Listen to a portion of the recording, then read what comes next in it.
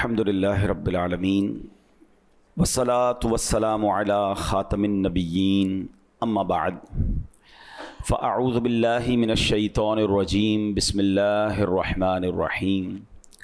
پڑھیے الصلاة والسلام علیک یا رسول اللہ وعلی آلک واصحابک یا حبیب اللہ.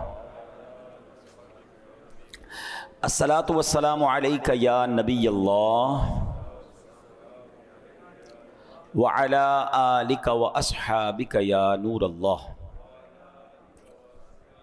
درود پاک پڑھنے کے بے شمار فضائل و برکات ہیں. میرے آقا مدینے والے مصطفیٰ صلی اللہ تعالیٰ علیہ وسلم کا فرمان عالی شان ہے جو مجھ پر ایک دن میں 1000 مرتبہ درود پاک پڑھے گا وہ اس وقت تک نہیں مرے گا جب تک جنت میں اپنا مقام نہ دیکھ لے.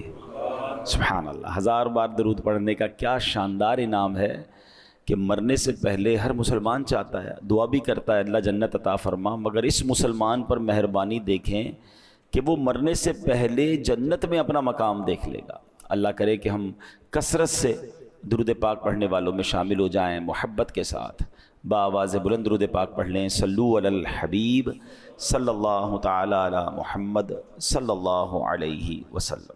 الحمدللہ عز و جل. قرآن مجید فرقان حمید کی ہم کچھ پیاری پیاری آیتیں سنتے ہیں، ان آیتوں کا ترجمہ سنتے ہیں اور اس کی تفسیر جانتے ہیں. پہلے بھی میں عرض کر چکا ہوں، دوبارہ ریپیٹ کر دیتا ہوں کہ قرآن پاک میں کچھ آیتیں ایسی ہیں جس میں اللہ کریم نے براہ راست مومنوں سے بات کی ہے، ہم سب سے بات کی ہے. کیسے؟ یا ایہا الذین آمنو کہہ کر، اے ایمان والو، او یو بلیورز. اور یہ تقریباً 89 آیتیں ہیں. آج انہی میں سے ایک آیت اور اس کے تحت بہت پیاری خوبصورت ایمان افروز باتیں ہم جانیں گے. ترتیب کے لحاظ سے قرآن پاک کو اگر آپ شروع سے پڑھیں تو سب سے پہلی آیت اے ایمان والو والی یہ آتی ہے. یہ سورہ بقرہ ہے، آیت نمبر ہے 104. اور اللہ ارشاد فرماتا ہے بسم اللہ الرحمن الرحیم یا ایہا الذین آمنوا لا تقولوا راعنا وقولوا انظرنا واسمعوا وللکافرین عذاب علیم.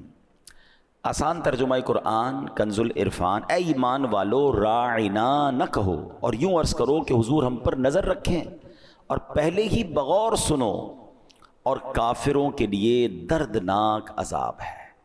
اب ذرا غور کیجئے میرے پیارے اسلامی بھائیو، یہاں اللہ کریم نے اے ایمان والو کہہ کر کتنی پیاری بات ہمیں ارشاد فرمائی. یعنی اپنے محبوب کریم علیہ السلام کے دربار کے ذکر پاک کے ہمیں آداب بیان فرمائے. گویا قرآن کریم کا ہم ایمان والوں سے اگر ترتیب کے لحاظ سے دیکھیں تو پہلی بات ہم سے کی ہے نا، تو سب سے پہلی بات میں تقاضا کیا ہے، مطالبہ کیا ہے کہ میرے محبوب علیہ السلام کا ادب بجا لاؤ، با ادب بن جاؤ. ادب ہو گیا تو سب عبادتیں درست ہو جائیں گی، اور اگر اس ادب میں کمی رہ گئی تو چاہے کتنے ہی روزے، نمازیں، ختم قرآن، پھر کچھ اہمیت نہیں رہ جائے گی. سبحان اللہ. نبی پاک کی شان وہ ہے کہ اس میں ایک بے ادبی کا لفظ ہزاروں سال کی بے ریا عبادت کو تباہ و برباد کر سکتا ہے. فارسی شاعر لکھتے ہیں نا، ادب گاہیست زیر آسماں از عرش نازک تر نفس گم گردہ بی آیت جنید و بایزیدی جا. کیا ترجمہ ہے اس کا؟ زمین پر نبی پاک علیہ السلام کا مقام ادب ہے جس کا تقدس عرش سے زیادہ ہے. حضرت جنید و بایزید جیسے بڑے اولیاء بھی یہاں اونچی سانس نہیں لیتے. یعنی ادب کا مقام یہ ہے. اے میرے پیارے اسلامی، قرآن کس طرح ہمیں نبی پاک کی شان بیان کرتا ہے. ایک پنجابی شاعر لکھتے ہیں، قرآن وچ اللہ نے فرمایا ہو ضائع عمل جاسن.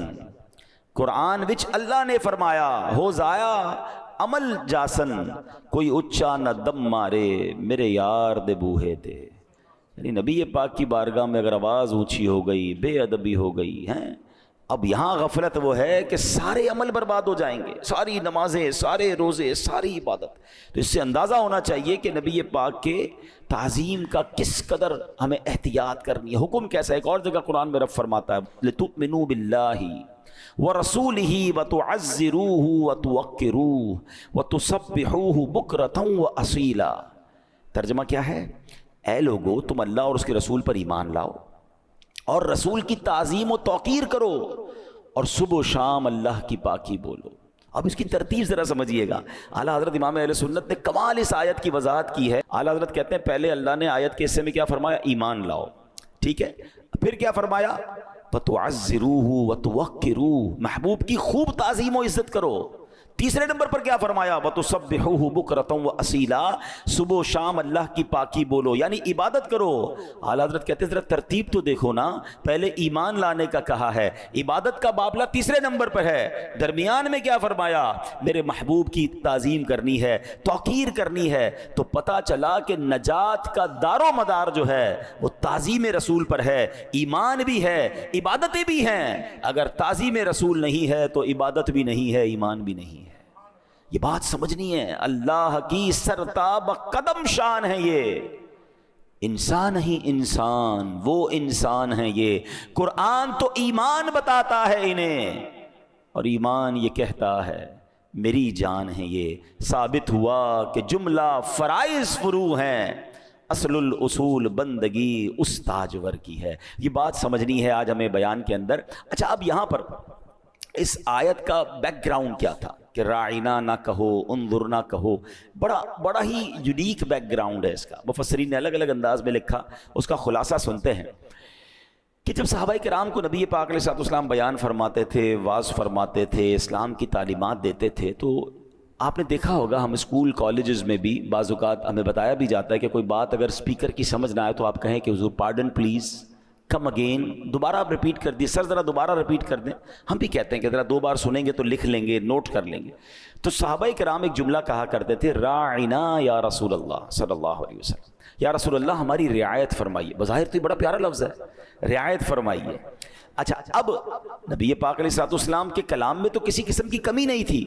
یہ نبی پاک علیہ الصلوۃ والسلام کا کلام وہ نہیں سمجھ پاتے تھے تو وہ اپنی طرف کہتے تھے حضور ہمارے ذہن میں تھوڑی کمزوری رہ گئی، لکھنے میں رہ گیا، سمجھنے میں رہ گیا، آپ کا کلام کمپلیٹ ہے، تھوڑی ہماری رعایت فرما دیں اور دوبارہ سمجھا دیں. اب کتنے ادب والی بات تھی. مگر یہودی جو تھے وہ صحابہ کرام علیہ رضوان کی اس زبان کو توڑ مروڑ کر کھینچ کر بولتے تھے. قرآن کہتا ہے نا وَرَاعِنَا لَيَّمْ بِأَلْسِنَتِهِمْ، اور رائنا کہتے ہیں زبانیں مروڑ کر، یعنی اس کا کوئی اور پروناؤنسیشن، اس کا کوئی اور انداز. لفظ راہینا تو وہ بھی کہتے تھے مگر وہ اس کا پروناؤنسیشن چینج کر دیتے تھے. وہ کیا کہتے تھے؟ راعینا، یا لگا دیتے اور لمبا کر دیتے اس کو. تو راعی کا مطلب ہماری رعایت کیجئے، اور اگر راعی بنا دے کوئی تو اس کا مطلب بنتا ہے چرواہا، یعنی معاذ اللہ وہ بے ادبی کی نیت سے. اچھا، ہوتا یہ تھا کہ ایسا تو نہیں، اب تو ماشاءاللہ مسلمان ہی مسلمان ہیں، ہمارے علاقے میں مسلمان ہی رہتے ہیں، مگر اس زمانے میں کیا ہوتا تھا کہ نبی پاک جب صحابہ کو بیان کرتے تو یہودی بھی آ کے بیٹھ جاتے تھے، اور جب وہ صحابہ کہتے رائنا یا رسول اللہ تو وہ معاذ اللہ اس جملے کو بڑا کر کے غلط نیت سے کہتے تھے. اللہ اکبر. اب جب یہودی بدبخت وہ جملہ کہتے تو قرآن نے کیا حکم فرمایا؟ یا ایھا الذین آمنوا لا تقولوا راعینا. ایک صحابی آئے نبی پاک کی بارگاہ میں، کہتے ہیں ان کا دل بڑا افسردہ تھا، کہتے ہیں حضور یہ بدبخت جو ہے وہ یہودی بھی یہ جملہ کہہ کر آپ کی بے ادبی کرتے ہیں. اچھا، وہ ان یہودیوں کی زبان سمجھ گئے. انہوں نے کہا کہ اگر تم نے اب نبی پاک کے بارے میں جملہ کہا میں سر قلم کر دوں گا. تو یہودی کہتے ہیں ہمیں کیوں کہہ رہے ہیں، مسلمان بھی تو کہتے ہیں. یعنی انہوں نے اس کے پیچھے چھپ کر معاذ اللہ وہ بدبختی کرنا چاہی. تو وہ صحابی افسردہ ہو کر نبی پاک کی بارگاہ میں آئے. اور اللہ اکبر، رب کو کب یہ گوارا ہے کہ جناب نبی پاک کی بارگاہ میں کوئی ایسا لفظ بھی بولا جائے جس کا کوئی غلط استعمال کر سکتا ہے. قرآن میں حکم آتا ہے، ایمان والوں سے کیا کہا جا رہا ہے؟ یا ایھا الذین آمنوا لا تقولوا راعنا، ایمان والو راعنا نہ کہو. اللہ اکبر. اب قرآن نے اس کا آلٹرنیٹ بھی دیا. کمال تو دیکھیں کہ میرے محبوب کی بارگاہ میں یہ لفظ نہیں کہنا. اچھا، کیا کہنا ہے وہ بھی قرآن بتا رہا ہے.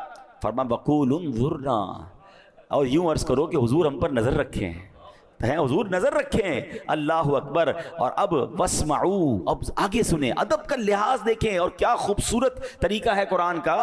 اور پہلے ہی بغور سنو نا، ہے نبی پاک کے دربار میں ہو تو غور سے سن لو. بار بار کیوں ریپیٹ کروانا ہے؟ میرے محبوب کو پھر تکلیف کیوں دینی ہے؟ پہلے ہی غور سے سن لو. اور اگر ضرورت پڑے تو رائنا نہیں کہنا، کہنا انظرنا، حضور نظر فرمائیے، اللہ اکبر۔ اب محبوب کو کلام اپنا دہرانے کی زحمت نہ ہو، یہ بھی قرآن بتا رہا ہے۔ صحابہ کو دربار مصطفیٰ کے آداب بیان کیا جا رہے ہیں، اور لیکن اگلی آیت کا جو حصہ ہے اس میں بھی سبق ہے۔ اللہ فرماتا ہے وَلِلْكَافِرِينَ عَذَابٌ أَلِيمٌ، اور کافروں کے لیے دردناک عذاب ہے۔ یعنی تم اس لفظ کو چھوڑ دو، باقی رہے وہ بدبخت گستاخ غیر مسلم، ان کے لیے دردناک عذاب ہے۔ اللہ اکبر۔ اب ذرا غور کیجئے میرے پیارے اسلامی بھائیوں، اس بات پر غور فرمائیے جو یہ کہا نا یا ایھا الذین آمنو، اے ایمان والو، اس ایمان والوں میں کیا صرف صحابہ کرام مراد ہے؟ ہم اس خطاب میں شامل نہیں؟ بالکل ہیں۔ جیسے صحابہ کرام لفظ راعنا استعمال نہیں کر سکتے، آج ہم بھی نہیں کر سکتے۔ معلوم ہوا کہ یہ آیت کریمہ قیامت تک آنے والے اہل ایمان کے لیے ہے، اور قربان جائیے اس آیت کریمہ میں حکم کیا دیا گیا وَقُولُ انظُرْنَا، اور یوں عرض کرو حضور ہم پر نظر رکھیں۔ تو سبحان اللہ، ہمیں محبوب پاک کی بارگاہ میں عرض کرنے کا سلیقہ بھی قرآن نے سکھا دیا۔ اب سبحان اللہ وہ وظیفے کی طرف نظر دوڑائیں کہ جو ہم پڑھتے ہیں یا رسول اللہ انظر حالنا، یا حبیب اللہ اسمع قولنا، اننی فی بحر ہم مغرق خذ یدی سہل لنا اشقالنا۔ ارے یہ تو قرآن حکم دے رہا ہے کہ محبوب کی بارگاہ میں جب بات کرنی ہے تو انظر نہ کہو، اور اس کا ترجمہ کتنا پیارا ہے، اے اللہ پاک کے محبوب ہمارے حالات پر نظر فرمائیے۔ اے محبوب خدا علیہ الصلوۃ والسلام ہماری عرض سنیے، میں پریشانیوں کے سمندر میں غرق ہوں، میرا گناہوں سے لتھڑا ہاتھ تھام لیجئے اور ہماری مشکلات آسان فرما دیجئے۔ سبحان اللہ۔ تو یہ بات ہمیں سمجھ آ رہی ہے کہ نبی پاک کی بارگاہ میں کتنا ادب ریکوائرڈ ہے، اور پھر مسلمانوں کا یہ برسوں سے طریقہ بھی ہے۔ ایک بڑا ایمان افروز واقعہ کتابوں میں لکھا، حضرت علی بن مصطفیٰ عسقلانی رحمت اللہ تعالیٰ علیہ، اچھا ان کے بارے میں آتا ہے کہ کہتے ہیں ایک بار ہم سمندر میں جا رہے تھے، بحری جہاز میں سفر کر رہے تھے، زبردست طوفان آ گیا، اتنا سخت طوفان تھا کہ ہمیں غرق ہونے کا بہت خطرہ ہو گیا۔ اب جب بحری جہاز کا اصول یہ کہ جب جہاز ڈوبنے لگتا ہے نا تو پھر اس کا بوجھ اتارا جاتا ہے تاکہ کسی طرح جہاز کا وزن ہلکا ہو جائے۔ تو لوگوں نے کیا کیا کہ جہاز ہچکولے لے رہا تھا، اپنا سامان اٹھا کر وہ سمندر میں پھینک رہے تھے، جہاز پھر بھی نہ رکے، سارا سامان بھی پھینک دیا مگر جہاز کے ہچکولے ہی ختم نہ ہوں۔ اب ایک ہی آس تھی، تو کہتے ہیں ہم سب نے مل کر سرکار دو عالم علیہ الصلوۃ والسلام کی بارگاہ میں استغاثہ پیش کرنا شروع کر دیا، حضور کو پکارنا شروع کر دیا۔ وہ اعلیٰ حضرت لکھتے ہیں نا البحر علا والموج طغا من بے کس و طوفاں ہوش ربا، مجدار میں ہوں بگڑی ہے ہوا موری نیا پار لگا جانا۔ اللہ اکبر۔ اب فرماتے ایک شخص ہمارے ساتھ اس جہاز پہ تھا، مغرب کا رہنے والا تھا، بڑا نیک تھا، اس نے ہمارے استغاثوں کی جب آواز سنی تو لوگوں کو کہتا پرسکون رہو، میں نے خواب دیکھا ہے، نبی پاک علیہ الصلوۃ والسلام کی زیارت نصیب ہوئی ہے، میں نے عرض کی حضور آپ کے امتی پریشان ہیں، آپ کو پکار رہے ہیں، استغاثہ کر رہے ہیں۔ میری عرض سن کر نبی پاک علیہ الصلوۃ والسلام نے حضرت صدیق اکبر رضی اللہ تعالیٰ عنہ کی طرف نظر فرمائی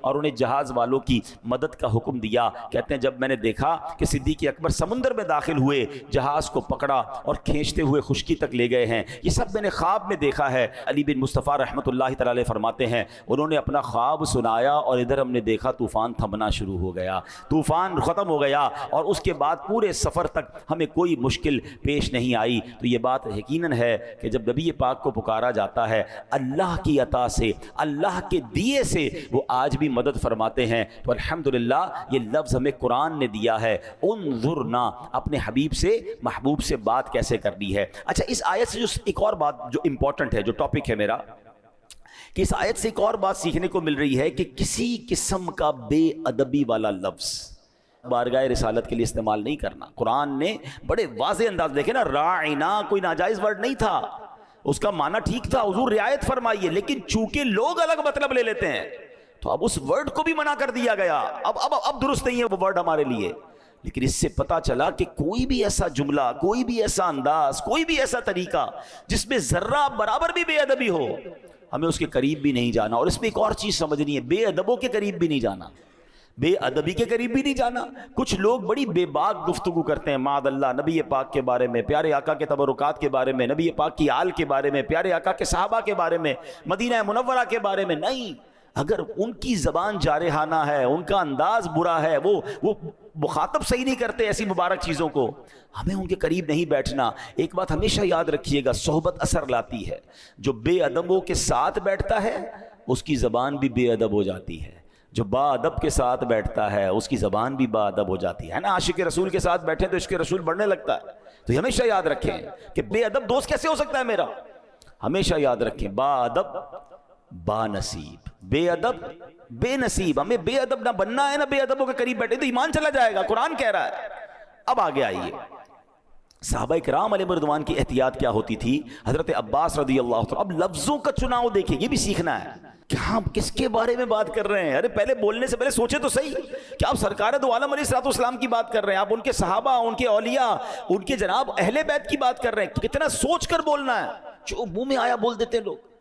سوچ دیکھیں. حضرت عباس رضی اللہ تعالیٰ نبی پاک کے چچا ہیں. ان سے سوال کیا، حضور آپ بڑے ہیں یا نبی پاک علیہ السلام عمر میں بڑے ہیں؟ Very normal question. ہم سے کوئی بھی پوچھے کہ بھائی آپ بڑے ہیں یا فلاں بڑے، تو ہم کہیں میری عمر زیادہ ہے، میں بڑا ہوں، ٹھیک ہے نا. مگر حضرت ابا ایک تو ہے بھی چچا، ان کا مقام بھی ہے، مگر ادھر بات کیا ہو رہی ہے، رسول پاک علیہ السلام عمر میں بڑے ہیں یا آپ بڑے ہیں؟ اب لک ایٹ دی آنسر. حضرت عباس کہتے ہیں ہوا اکبر منی وانا ولدت قبلہ. بڑے تو وہی مجھ سے ہیں، پیدا میں پہلے ہو گیا ہوں. مجھے بتائیں نا یہ کون سی کتاب میں لکھا ہے، یہ کون سی ڈکشنری ہے؟ لوگ کہتے ہیں کبھی کوئی عشق کی بات کرے نا کہ یار آپ مدینے کے لیے ایسا لفظ استعمال کیسے کر رہے ہیں، یہ تو صحابہ نے نہیں کیا. مجھے بتائیں یہ کیسا جواب ہے؟ یہ عشق والا جواب ہے نا کہ بڑے وہی ہیں، پیدا میں پہلے ہو گیا ہوں. آئے ہائے کیا مزے کو مزہ آ گیا نا جملہ سن کر. وہ کہہ دیتے کہ میری عمر زیادہ ہے تو ناجائز نہ ہوتا، کوئی حرام نہیں تھا. کچھ لوگ یہ آتے ہیں لے کر نا کہ یار یہ کون سی مدینے کے ساتھ آپ کا یہ انداز، تو نبی پاک کے بارے میں یہ انداز، یہ تو کہیں نہیں لکھا. لکھا ہے وہ عشق کی کتابوں میں لکھا ہے، وہ عاشقوں کے نصیب میں لکھا ہے. جو تمہارے نصیب میں نہیں لکھا تمہیں پرابلم ہے. دیکھیں ہمیشہ یاد رکھیں، عشق میں، محبت میں، ادب میں آپ ہر چیز کو بک کے حساب سے فالو نہیں کرتے. جس کو جیسا ادب ہے، کوئی مدینے میں چپل نہیں پہنتا وہ اس کا عشق ہے. آپ کیسے کہہ سکتے ہیں کہ تم غلط کر رہے ہو؟ امام مالک ساری زندگی مدینے میں رہے. امام مالک کروڑوں مالکیوں کے پیشوا، پوری زندگی مدینے میں چپل نہیں پہنے. تو آپ کہیں گے صحابہ نے پہنا، امام مالک نے کیوں نہیں پہنا؟ وہ ان کا عشق ہے، وہ ان کا انداز ہے. ہم اس کے لیے کسی کو، ہاں جو یہ کہتا ہے کہ مدینے میں چپل پہننے والا بے ادب ہے، یہ بھی غلط ہے. نہیں، ہر کسی کا الگ ذوق ہے، ہر کسی کا الگ انداز ہے. وہ شاعر کہتا ہے نہ کسی کے رقص پہ طنز کر، نہ کسی کے غم کا مذاق اڑا، جسے چاہے جیسے نواز دیں، یہ مزاج عشق رسول ہے. ایک شخص تھا، بہت بڑی، دیکھیں یہ انداز ہوتے ہیں. آپ کو مکے مدینے آپ جاؤ گے نا، اچھا یہاں بھی ملتے ہیں، کوئی نبی پاک کا نام لے رونے لگ جائے گا، کوئی نعت شریف میں رونے لگ جائے گا، کوئی سرکار علیہ السلام کا ذکر کرے گا تو تڑپنے لگ جائے گا، کوئی کسی انداز سے، کوئی کسی انداز سے. سب کے انداز الگ ہوتے ہیں. اس کو انجوائے کیا کریں، ٹونٹ نہ کیا کریں، طنز نہ کیا کریں، عشق والوں کو تکلیف نہ دیا کرو. ایک بادشاہ تھا اور بہت امیر تھا. ظاہر بادشاہ تو بڑا ہی ہوتا ہے. وہ ایک بار نبی پاک کی بارگاہ میں گیا تو پھٹے پرانے اور پیون لگے کپڑے پہن کر. کسی نے کہا تم مدینے آئے ہو، یہ کیسے لباس پہنا ہے؟ کہتا ہے حضور کو دکھانے آیا ہوں، حضور میں کیسا تھا اور آپ نے مجھے بادشاہ بنا دیا. میں اپنی اوقات یاد رکھ کر نبی پاک کی بارگاہ میں. تھوڑے دنوں بعد ایک بادشاہ آیا، اس نے کرو فر والا، جاہو جلال والا لباس، وی آئی پی جو سٹائل ہوتا ہے بادشاہوں کا. اب ہم جیسا کوئی آدمی ہو گیا، یار تمہیں تو بادشاہ والا لباس پہن کے آنا ہی نہیں چاہیے تھا، تمہیں پتہ نہیں ادب کیا ہے. پوچھا کیوں آئے ہو؟ کہتا حضور کو دکھانے آیا ہوں کیا کیا عطا فرما دیا ہے. دونوں ٹھیک ہے نا؟ بات آ رہی ہے سمجھ. انما الاعمال بالنیات. کوئی رو رہا ہے وہ ٹھیک کر رہا ہے، کوئی مسکرا رہا ہے مدینے جاتے وہ بھی ٹھیک ہے، اس کو خوشی ہو رہی ہے. ہم کون ہوتے ہیں کسی کے دل کو جج کرنے والے؟ ادب کرنا بے ادبی کا جسٹیفیکیشن نہیں ہے. ہاں ادب والوں کو ان کا اپنا اپنا انداز ہے. تو حضرت عباس کا یہ جملہ جو ہے نا، یہ رہتی دنیا کے لیے ایک لرننگ ہے. بڑے تو میرے آقا ہی ہیں، پیدا میں پہلے ہو گیا ہوں. یہ جملہ سکھا رہا ہے کہ سرکار دو عالم علیہ الصلوۃ والسلام کی بارگاہ میں، مکہ مدینے کے بارے میں، ان کی آل کے، ان سے نسبت رکھنے والی ہر چیز کے بارے میں جب بھی کلام کرنا ہوگا تو 100 بار سوچ کر کے کہاں بات، کیونکہ یہ وہ جگہ ہے جہاں ذرا سی بے ادبی اعمال برباد کر دے گی. اللہ اکبر. اسی طرح میرے پیارے اسلامی بھائیوں، اب نبی پاک علیہ السلام سے صحابہ پتہ ہے کیسے بات سٹارٹ کرتے تھے؟ What is the way to start talking? Start کیسے ہوتی تھی پتہ ہے؟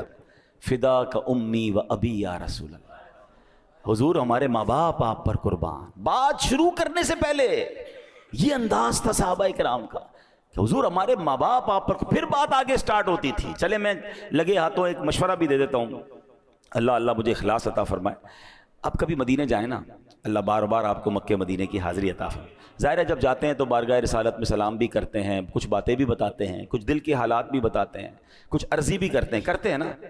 مدینے جائیں تو نبی پاک سے عرض کرنے سے پہلے پہلے یہ کہا کریں فدا کا امی و ابی یا رسول اللہ، حضور میرے ماں باپ آپ پر قربان، پھر بات شروع کیا کریں آئے ہائے، اور حضور سے یہ کہا کریں حضور میں تو نکما ہوں، آپ کے صحابہ کا انداز اپنا رہا ہوں، یہی مدینہ تھا، یہی صحابہ تھے، آپ سے بات شروع کرنے سے پہلے ایسے ہی کہا کرتے تھے، میں نکما آیا تو بڑے دور سے ہوں، دنیا میں بھی 1400 سال بعد آیا ہوں، آپ کا زمانہ نہیں دیکھا حضور، مگر آپ کے پیاروں کا انداز اختیار کر کے آپ سے عرض کر رہا ہوں فدا کا امی و ابی یا رسول اللہ۔ کیا معلوم ہماری طرف توجہ اٹھ جائے، ہمارا بیڑا پار ہو جائے گا۔ تو یہ بڑے کرم کے ہیں فیصلے، یہ بڑے نصیب کی بات ہے۔ ابھی بھی ہو سکتا ہے کچھ لوگوں کو یہ باتیں نہ سمجھ آ رہی ہوں کہ پتہ نہیں یہ کیا جناب دین کو مشکل بنا دیا ہے۔ ارے مجھے بتاؤ صحابہ کی بات مانوں یا تمہاری بات مانوں؟ جن صحابہ نے میرے آقا کے ساتھ وقت گزارا ہے میں ان کا انداز دیکھوں یا میں آپ لوگوں کی باتیں سنوں؟ آپ کو اچھا نہیں لگتا، یہ آپ کا پرابلم ہے، ہم عشق کے بندے ہیں، کیوں بات بڑھائی ہے۔ ہاں جب نبی پاک سے محبت کی ہے تو کی ہے، زمانے کو برا لگتا ہے تو لگ جائے۔ فدا کا امی و ابی یا رسول اللہ، ہمارے ماں باپ رسول پاک پر قربان۔ اللہ ہمیں سچا عاشق رسول بنا دے، اللہ نبی پاک کی یاد میں رونا عطا فرمائے، پیارے آقا کے عشق میں تڑپنا عطا فرمائے۔ میرا قرآن مجھے سکھا رہا ہے، ابھی تو آگے سنو نا۔ اللہ کریم قرآن مجید فرقان حمید میں کیا ارشاد فرماتا ہے کہ پیارے آقا علیہ الصلوۃ والسلام سے بات کیسے کرنی ہے؟ لا تجعلوا دعاء الرسول بینکم کدعاء بعضکم بعضا، اے لوگو رسول کے پکارنے کو آپس میں ایسا نہ بنا لو جیسے تم سے کوئی دوسرے کو پکارتا ہے۔ آج جس طرح ہم آپس میں بات کرتے ہیں ایسے رسول پاک سے بات نہیں کر سکتے۔ سبحان اللہ۔ اب یہاں ایک اور شرعی مسئلہ بھی سن لیں۔ نبی پاک علیہ السلام کا نام محمد صلی اللہ علیہ وسلم بار بار لیجئے، دل میں سکون اور قرار پیدا ہوتا ہے، اس میں کوئی حرج نہیں، مگر یا محمد کہنا علماء کہتے ہیں یہ ناجائز ہے، کیونکہ یہاں ندا ہے۔ اللہ کے حبیب کو آپ ڈائریکٹ نام لے کے کیسے پکار سکتے ہیں؟ ارے میری آپ کی کیا اوقات ہے؟ اللہ نے قرآن میں کئی جگہوں پر نبیوں کے نام لیے، کہیں اللہ کریم نے یا آدم یا نوح یا ابراہیم یا موسیٰ یا عیسیٰ کہہ کر بات کی ہے، مگر قرآن شروع کیجئے الحمد شریف سے لے کر والناس تک ایک جگہ پہ آپ یا محمد نہیں دیکھیں گے۔ اللہ نے جب اپنے حبیب سے بات کی ہے تو کیسے پکارا ہے؟ یا ایھا المدثر، یا ایھا المزمل، کبھی طٰہٰ کہا ہے، کبھی یاسین کہا ہے۔ ارے جب رب اپنے حبیب کو کس پیارے انداز میں پکار رہا ہے تو پھر میں اور آپ کون ہوتے ہیں؟ یا رسول اللہ کہیے، یا حبیب اللہ کہیے، یا نور اللہ کہیے، رحمت للعالمین کہہ کے پکاریے۔ میری اور آپ کی اوقات ہے؟ دیکھیں یہ بات ان لوگوں کو سمجھ آئے گی جن کے گھروں میں یہ تعظیم دی جاتی ہے کہ والد کا نام نہیں لینا ہے، ابو کا نام لیتے، باپ نام لے کے پکارتے ہیں۔ اب بتاتے ضرور ہیں آپ کے ابو کا نام کیا ہے، میں بتاتا ہوں یعقوب ہے، لیکن ابو سامنے ہو تو کیا اے یعقوب کہہ کے بات کروں گا؟ نہیں، ابو جی، سمپل۔ جب اپنے والد جو باادب خاندان ہے، اب تو معاذ اللہ چل پڑا، لیکن جو آج بھی خاندانی لوگ ہیں، نہ بیوی اپنے شوہر کو نام لے کے پکارتی ہے، نہ بیٹا بچے اپنے باپ کا نام لے کر پکارتے ہیں، یہی ادب سکھایا گیا۔ تو جس پر ماں باپ قربان ہیں، جس پر میرا سب کچھ قربان ہے، میں ان کو نام لے کر کیسے پکار سکتا ہوں؟ قرآن کی تعلیم یہ ہے۔ اب دیکھیں ادب کا مقام کیا ہے۔ قرآن کہتا ہے ایسے مت پکارو جیسے تم آپس میں ایک دوسرے کو پکارتے ہو۔ اچھا یہاں ایک اور بات سمجھنے والی ہے، آداب کس کے بیان ہو رہے ہیں؟ نبی پاک علیہ السلام کے، اور بیان کون کر رہا ہے؟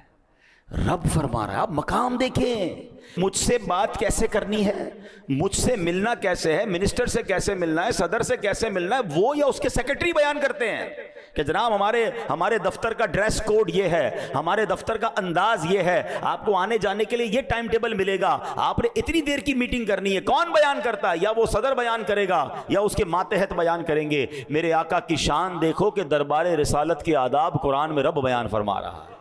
میرے محبوب سے بات کیسے کرنی ہے، میرے محبوب کو پکارنا کیسے ہے، اللہ اکبر۔ بلکہ ایک اور جگہ فرمایا بات کرتے وقت آواز بھی اونچی نہیں کرنی ہے۔ کتنے آداب! اللہ کہتا ہے ایمان والو اپنی آوازیں نبی کی آواز پر اونچی نہ کرو اور ان کے حضور زیادہ بلند آواز سے کوئی بات نہ کرو۔ آگے کیا فرمایا؟ تمہارے اعمال اکارت ہو جائیں گے، تمہیں پتہ بھی نہیں چلے گا۔ قرآن پاک کی اگلے آیت کے حصے کا جو مفہوم ہے، اس سے پتہ کیا چل رہا ہے؟ اب نبی پاک کے زمانے میں بھی، اور علماء کہتے ہیں یہ آج کے لیے بھی درس ہے۔ اور صحابہ کرام نے جب یہ آیت سنی نا تو حضرت ابوبکر صدیق عرض کرتے ہیں یا رسول اللہ، اللہ کی قسم آئندہ میں آپ سے سرگوشی کی زبان میں بات کیا کروں گا۔ حضرت عمر تو اتنا آہستہ بولتے تھے کہ بار بار نبی پاک کو بعض اوقات کہنا پڑتا ہے عمر دوبارہ بولو، ڈر لگ گیا صحابہ کو ہمارے اعمال ہی برباد نہ ہو جائیں۔ دربار رسالت میں اپنی آوازوں کو اونچا نہیں کرنا۔ مشہور مفسر قرآن مفتی احمد یار خان نعیمی رحمۃ اللہ تعالی علیہ فرماتے ہیں کہ اب بھی حاجیوں کو حکم ہے کہ جب روضہ رسول پر حاضری نصیب ہو تو سلام بہت آہستہ کریں، کچھ دور کھڑے ہوں، بلکہ بعض علماء کرام نے تو حکم دیا ہے کہ جب حدیث کا درس ہو رہا ہو تو وہاں دوسرے لوگ بلند آواز سے نہ بولیں، اگرچہ بولنے والا کوئی اور ہے، کلام تو نبی پاک کا ہو رہا ہے نا، یعنی حضور کا کلام حدیث بیان ہو رہی ہے، تب بھی آوازیں پست کر دیں۔ آپ جو روضہ رسول پہ جا کے شور مچاتے ہیں، پلیز، بڑے ادب کا مقام ہے، دربار رسالت میں جائیں، دور کھڑے رہیں، چپکنے کی کوشش نہ کریں جالیوں سے، اور با ادب سر جھکا کر، ہے جو ایک ادب والا خاشعانہ انداز ہے، وہ انداز ہونا چاہیے۔ وہ مقام ہے جہاں آواز بلند کرنے کا منع فرمایا، اور فرمایا کہیں تمہارے اعمال ہی برباد نہ ہو جائے۔ اس سے اندازہ ہو رہا ہے کہ ادب کیا ہے میرے آقا علیہ الصلوۃ والسلام کا۔ اللہ کرے کہ ان قرآنی آیات کے ذریعے جو ہمیں سیکھنے کو مل رہا ہے۔ اچھا، پھر ادب کی ضرورت نبی پاک علیہ الصلوۃ والسلام کے ساتھ تو ہمیں بالکل ادب کرنا ہے، بے انتہا کرنا ہے، مگر جس چیز سے نبی پاک کو نسبت ہو جائے، پیارے آقا کی وہ آل ہو، نبی پاک کا شہر ہو، ہیں میرے آقا کی گلیاں ہوں، میرے آقا علیہ الصلوۃ والسلام کے تبرکات ہوں، میرے آقا کے صحابہ ہوں، نبی پاک کی حدیث ہو، جس چیز کو پیارے آقا علیہ الصلوۃ والسلام سے نسبت ہو گئی، اب ذرہ برابر بھی، یعنی معاذ اللہ، علماء فرماتے ہیں اگر آج کوئی نبی پاک کے منہ مبارک کی بے ادبی کر لے وہ بھی اسلام سے خارج ہو جائے گا۔ یہ بڑا نازک معاملہ ہے۔ تو گستاخی، اللہ اکبر، تو بڑا لفظ ہے، بے ادبی، اور بے ادبی والا وہ لفظ بھی جس میں بے ادبی کا شائبہ ہو، اس کے بھی قریب نہیں جانا۔ اب آپ کہیں گے کب سب کہاں سے ملے گا؟ اس کا سمپل فارمولہ یہ ہے کہ ہم با ادب لوگوں کے ساتھ رہیں۔ پہلے چیک کر لیں کہ علماء کرام میں، مفتیان کرام میں، بیان کرنے والوں میں وہ کون لوگ ہیں کہ جب نبی پاک کا نام لیتے ہیں تو ادب سے سر جھکتا۔ آپ نے امیر اہل سنت کو دیکھا ہے؟ امیر اہل سنت دعوت اسلامی کے جو بانی ہیں، فاؤنڈر آف دعوت، جب وہ نبی پاک کا نام لیتے ہیں تو ہاتھ سینے پہ رکھ کے سر جھکاتے ہیں، محمد صلی اللہ علیہ وسلم۔ انداز ہی ایسا پیارا کہ بندہ نام نامی سن کے سرکار کے تصور میں گم ہو جائے۔ عشق والی بات ہے نا۔ امیر اہل سنت کا ایک انداز آپ کو بتاؤں، مدینہ پاک جب جاتے ہیں نا تو اب ہم نارملی کوئی ایڈریس پوچھے کہاں جانا تو کہتے ہیں رائٹ ٹرن ہو جائیں، پھر الٹے ہاتھ پہ ٹرن ہو جائیں، پھر رائٹ ہو جائے، پھر الٹے ہاتھ پہ، ایسے ہی نہیں۔ امیر علیہ سے فرماتے ہیں مدینے میں الٹا تو کچھ بھی نہیں ہے، تو فرماتے ہیں رائٹ ٹرن ہو کے پھر آگے جا کے دل کی طرف مڑ جائیے گا۔ دل کدھر ہے؟ الٹے ہاتھ پہ ہی ہے نا۔ اب یہ لفظوں کی بات ہے، لیکن اگر ادب والا بندہ ہے کہ میں کیسے کہوں مدینے میں الٹی طرف مڑ جاؤ، الٹی مدینے میں تو ساری طرف سیدھی سیدھی ہے نا، سیدھی سڑک یہ شہر شفاعت نگر کی ہے۔ اعلیٰ حضرت کہتا ہے نا طیبہ میں مر کے ٹھنڈے چلے جاؤ آنکھیں بند، سیدھی سڑک یہ شہر شفاعت نگر کی ہے۔ اب یہاں ایک غلطی حاجی لوگ کرتے ہیں، عمرے پر جانے والے کرتے ہیں، یہاں بہت سارے ایسے ہیں جو بار بار جاتے ہیں، اللہ آپ کو بار بار حاضری عطا فرمائے۔ مدینے جانا کمال ہے، مکے جانا یہ بہت بڑی سعادت ہے، مگر ایک بات یاد رکھیے گا، جیسے جی چاہے جہاں میں گھوم پھر، جیسے جی چاہے جہاں میں گھوم پھر، پر یہ مدینہ ہے یہاں آہستہ چل، قدسیوں کے درمیاں آہستہ بول۔ فرشتے ہیں نا، 70,000 فرشتے، آپ ہر وقت فرشتوں کے درمیان ہوتے ہیں۔ جب آپ مکے میں ہوتے ہیں کعبے کے سامنے مستجاب دیوار وہ ہے جہاں 70,000 فرشتے دعا کی آمین کے لیے موجود ہیں۔ نبی پاک کا روضہ وہ ہے جہاں صبح 70,000، شام 70,000 فرشتے حاضری دے رہے ہیں سلام کے لیے۔ It means whenever you are in Makkah and Medina، آپ فرشتوں کے درمیان چل رہے ہوتے ہیں، آپ فرشتوں کے ساتھ ہیں۔ وہاں کیا انداز ہونا چاہیے؟ شاپنگ کب کرنا ہے، کون سے ہوٹل میں کھانا کھانا ہے، او بھائی آج کدھر جا رہے ہو، فلائٹ کب کی ہے۔ ہم نے حرم میں دیکھا کہ لوگ کعبے کے سامنے بیٹھ کر دنیاوی باتیں، فون پہ بزنس کی باتیں کہکے لگا رہے ہیں۔ ارے یار اس جگہ آئے ہو جہاں آنے کو لوگ رو رہے ہیں، تڑپ رہے ہیں، اس کے دیدار کو تڑس رہے ہیں، اور آج آپ کے سامنے کعبہ ہے اور آپ دنیاوی باتوں میں لگے ہوئے کھیل رہے ہوتے ہیں بچے۔ مدینہ شریف میں بھی یہ منظر دیکھے نہ کریں۔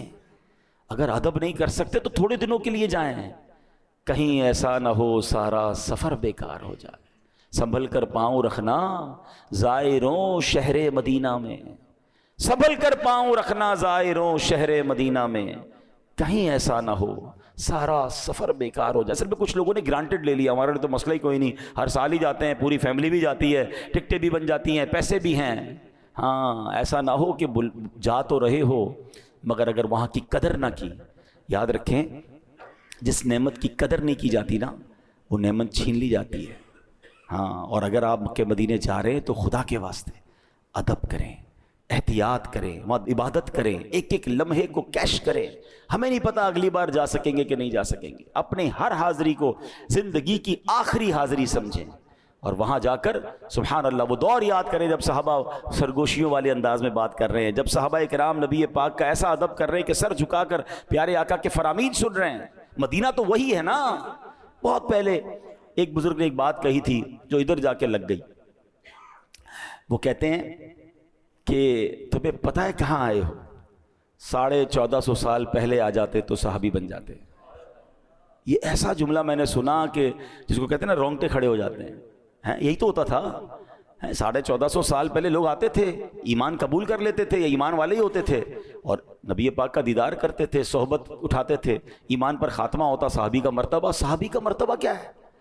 دنیا کا کوئی ولی، کوئی کتب، کوئی ابدال کسی صحابی کے مرتبے کو نہیں پہنچ سکتا. اور صحابہ کو یہ شرف کیوں ملا؟ عبادت سے نہیں. ہاں یاد رکھیے گا، ایک ہی وجہ ہے کہ دیدار مصطفیٰ کیا تھا، یا جلوہ مصطفیٰ یا نبی پاک کی صحبت اٹھائی. تو مدینے جا رہے ہو نا، یہ وہی مدینہ ہے جہاں 1450 سال پہلے کوئی آتا تھا تو صحابی بن جاتا تھا. مدینہ تو وہی ہے نا. آقا تو موجود ہیں، ٹھیک ہے ہم صحابی نہیں ہیں، بن بھی نہیں سکتے، مگر ان کی نگاہ عنایت تو لے سکتے ہیں. کس قدر مقدس جگہ ہے. تو جو حاجی اور عمرے پہ جانے والے غلطی کرتے ہیں بالخصوص وہ میں بیان کر دوں کہ اب جب وہاں جاتے ہیں نا، کیونکہ نارملی سفر ہوتا ہے. ایک بات یاد رکھیں، سفر کو عذاب کا ٹکڑا کہا گیا. سفر میں آپ 5 اسٹار 7 اسٹار ہوٹل بھی لے لیں تو نہ گھر جیسا کھانا ملے گا، نہ گھر جیسا آرام ملے گا، نہ گھر جیسی نیند ملے گی. اچھا وہاں رش بھی ہوتا ہے، گرمی بھی بعض اوقات ہوتی ہے، تھک بھی جاتے ہیں آپ، چڑچڑے بھی ہو جاتے ہیں.